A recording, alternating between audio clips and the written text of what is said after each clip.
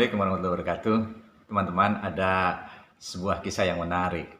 Ada seorang pengusaha di Jawa Tengah yang boleh dibilang cukup sukses.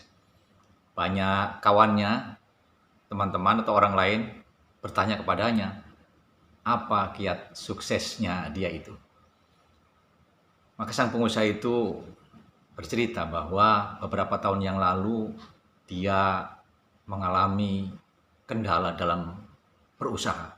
Artinya usahanya itu tidak sesuai dengan harapan. Setelah mencoba cara ini, cara itu, bertanya kepada pengusaha-pengusaha lain yang cukup sukses, dan itu semuanya dipraktekannya, tidak mendapat hasil yang maksimal. Maka dia kemudian datang kepada gurunya untuk minta nasihat. Ya,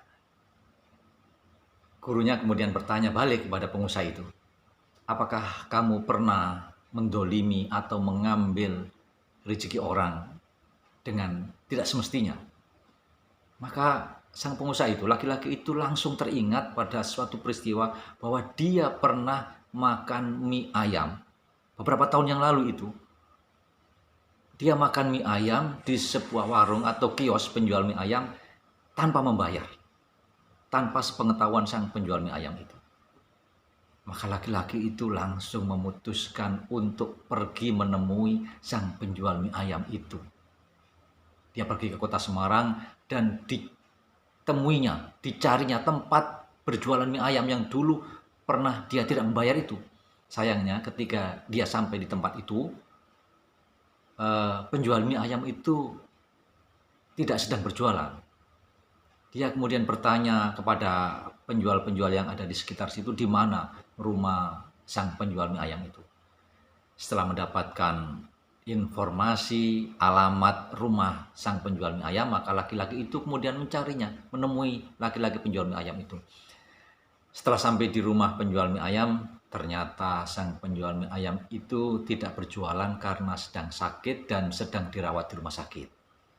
Maka laki-laki itu segera menuju ke rumah sakit dan menengok sang penjual mie ayam. Tidak hanya itu, dia menunggui penjual mie ayam itu dan akhirnya dia membayar semua biaya pengobatan, perawatan sang penjual mie ayam itu.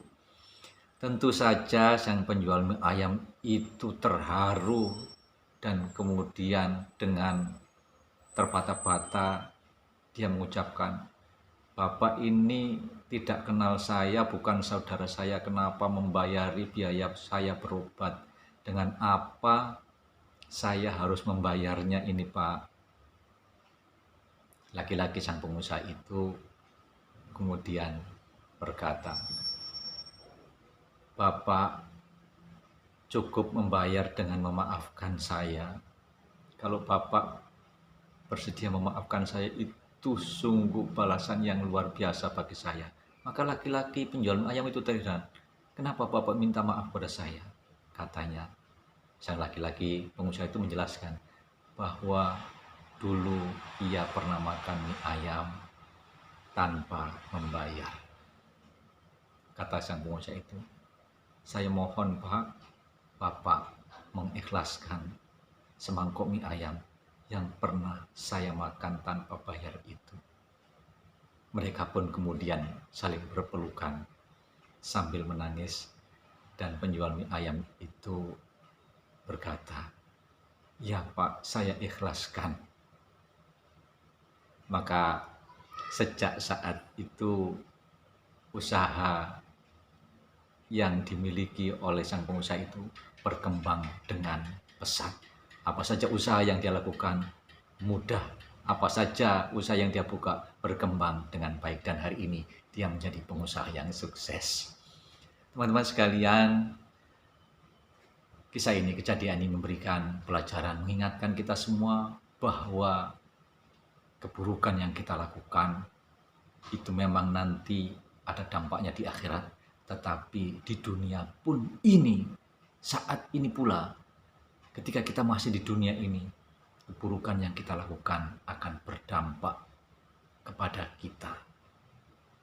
Maka manakala ada kita sengaja atau tidak sengaja berbuat jahat, melakukan kezaliman pada orang lain, temui orang itu, minta maaf pada orang itu. Dan mulai sekarang berhati-hatilah. Jangan sampai kita melakukan kedoliman, kejahatan kepada orang lain, karena akan berdampak buruk bagi kehidupan kita di dunia ini. Terima kasih. Saya Awang Surya, motivator spiritual Indonesia. Assalamualaikum warahmatullahi wabarakatuh.